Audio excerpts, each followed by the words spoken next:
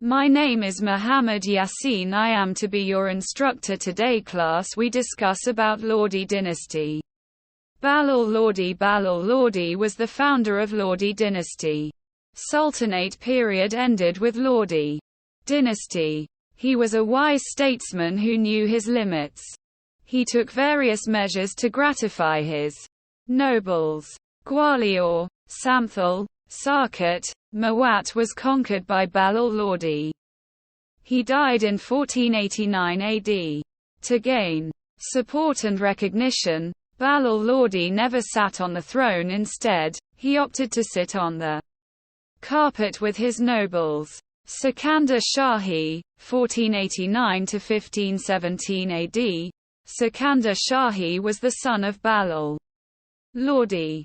He swore the title Sikandar Shah and ascended the throne. He set up a well-organized spy system. He developed agriculture and industry.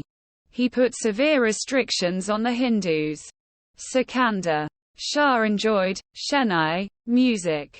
A work on music names, Lajati Sikandar Shahi, was created during his reign. End of Lodi dynasty, 1517 to 1526 AD. Sikandar Lodi was succeeded by Ibrahim Lodi. Ibrahim Lodi was stubborn and intolerant, which were not good qualities in a ruler. Nobles were killed cruelly and many nobles were humiliated by Ibrahim Lodi.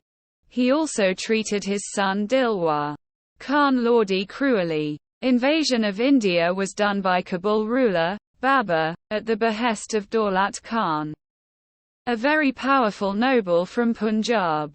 In the First Battle of Panipat in the year 1526 AD, Ibrahim Lodi faced defeat at the hands of Babur.